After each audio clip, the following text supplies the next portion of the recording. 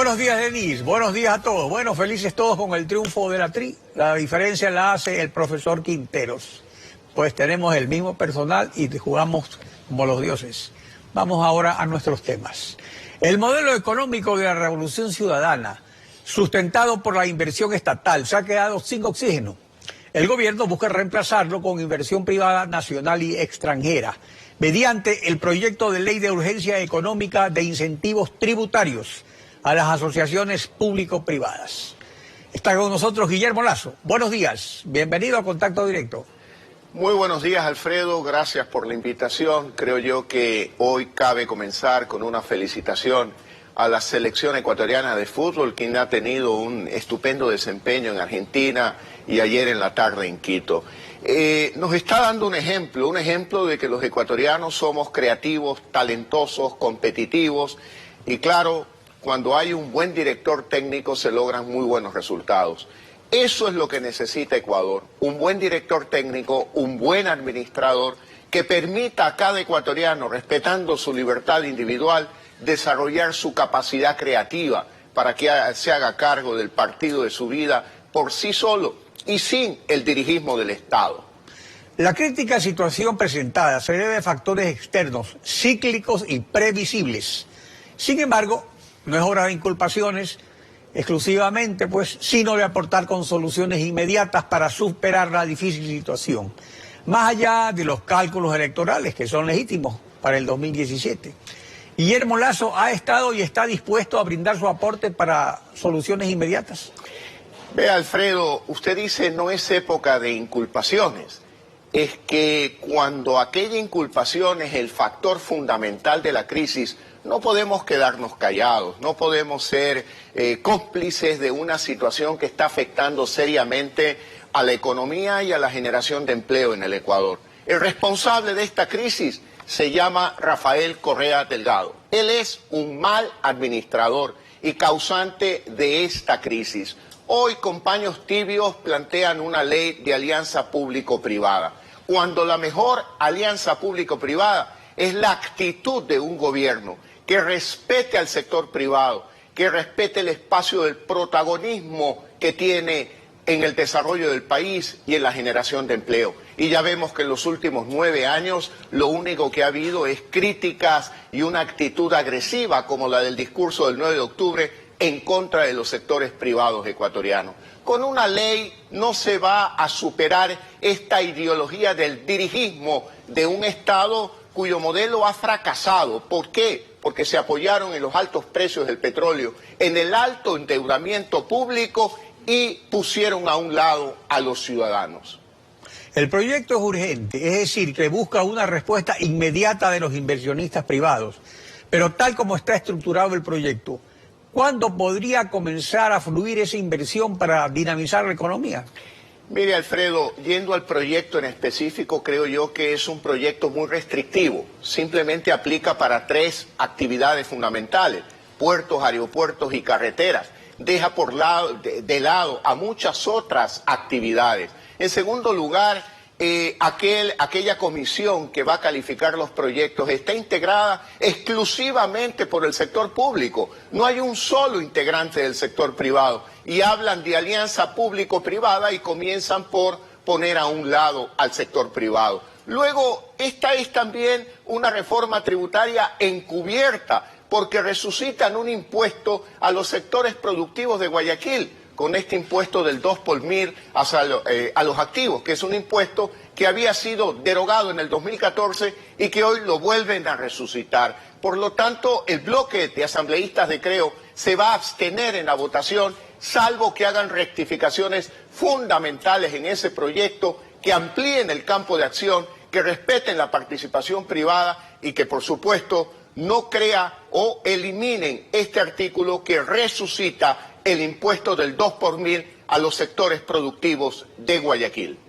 Los incentivos tributarios para estas asociaciones público-privadas son generosos, pero para obtener resultados inmediatos es necesario incorporar las nuevas inversiones de los negocios en marcha, aunque sea con una categoría menor de incentivos para que este efecto inmediato sea en efecto inmediato. Claro, la ley lo que beneficia es a los nuevos proyectos y la pregunta es, ¿y todo empresario que viene trabajando 30, 40 años en el país y que en los últimos 9 años ha estado sujeto a 11 reformas tributarias que incrementan los costos de la producción? Ellos no, ¿ellos qué? Simplemente se quedan viendo lo que sucede con nuevas inversiones. Mire, el mejor acuerdo de alianza público-privada es la actitud de un gobierno que respete al sector privado, que genere confianza, que genere credibilidad. Y hoy la palabra del presidente de la República, que dicen que es sagrada, está realmente en entredicho, porque nos dijo, por ejemplo, en enero del 2014, que no era bueno cambiar las reglas de juego por considerar indispensable una persona, y se refería a no estar de acuerdo con la reelección indefinida. Y luego en mayo se presenta ante la Asamblea y apoya el planteamiento de su bloque de un paquete de enmiendas que hoy pretenden pasarla de espaldas al pueblo ecuatoriano. Luego, en la Constitución, él hizo incluir el hecho de que esta era una democracia participativa, y luego niega el derecho de una consulta popular para que sean los dueños de la democracia, el pueblo ecuatoriano, el que decida si está o no está de acuerdo con la reelección indefinida. Por lo tanto, la palabra del presidente de la República está devaluada, y esa es una palabra fundamental para crear confianza en la economía, para que los inversionistas lleguen no solo en 3 sectores, sino en todos los sectores, en un abanico infinito de opciones, donde decida el sector privado qué quiere hacer, dónde quiere invertir, y un gobierno que lo respete, no lo que sucede hoy. Envían la ley y el 9 de octubre usted ve el discurso del presidente de la República, donde ataca injustificadamente a los empresarios y al sector privado ecuatoriano.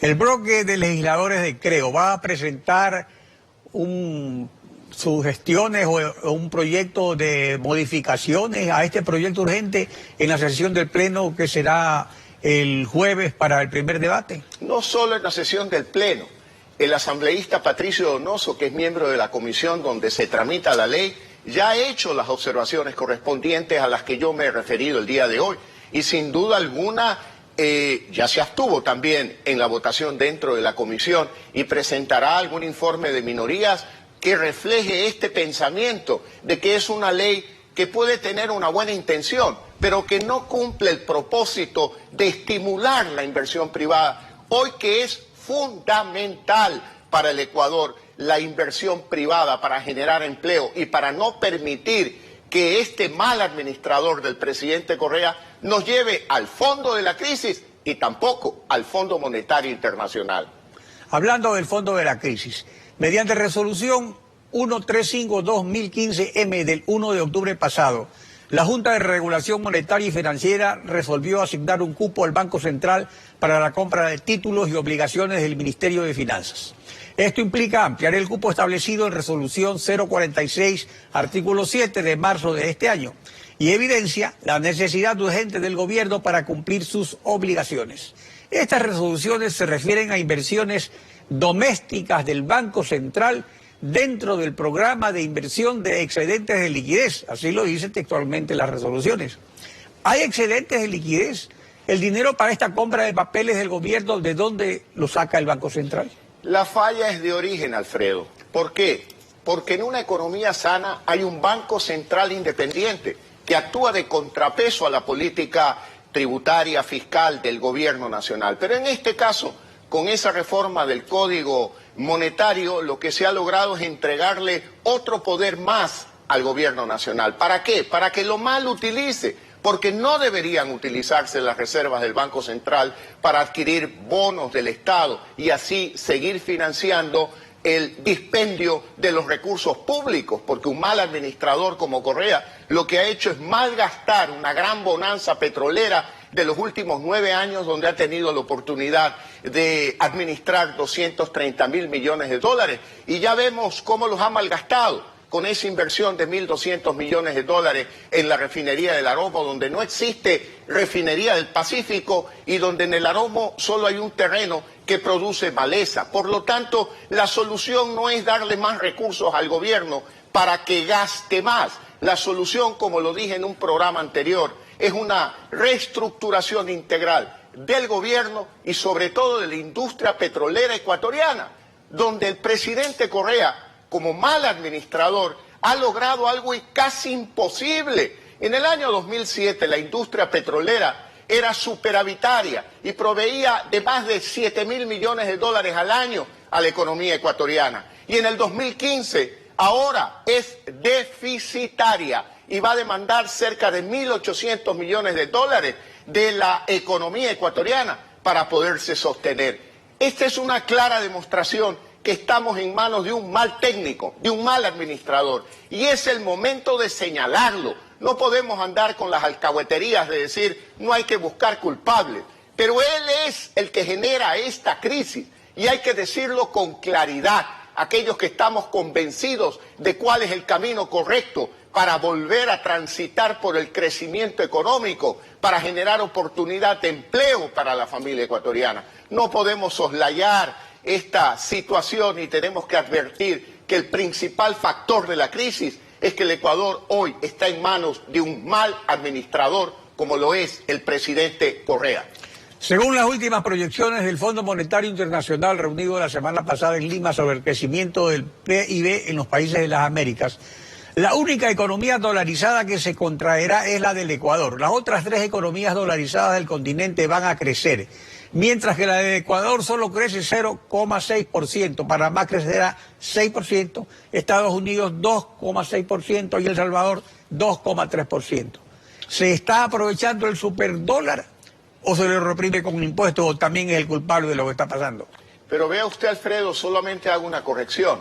Las predicciones del Fondo Monetario para la economía ecuatoriana en el año 2015 es un decrecimiento del 0,6% y lamentablemente es una de las tres únicas economías de Latinoamérica que van a decrecer junto con Venezuela y junto con Brasil. Hay otras economías como Perú, como Colombia, que son nuestros vecinos, que van a tener crecimientos promedios por encima del 2%, 2,4% en el caso del Perú. Por lo tanto, no podemos admitir esta supuesta palabra sagrada del presidente de la República que nos dicen estamos bien porque América Latina está muy mal. Eso, como dice el dicho popular, mal de todos, consuelo de bobos. Por lo tanto, lo que debe hacer el Ecuador es competir con los mejores de América Latina, no compararse con Venezuela, que es lo peor en materia económica hoy en América Latina. Guillermo Lazo, gracias por acompañarnos en Contacto Directo. Muchas gracias, Alfredo, por la oportunidad de estar presente. Denise.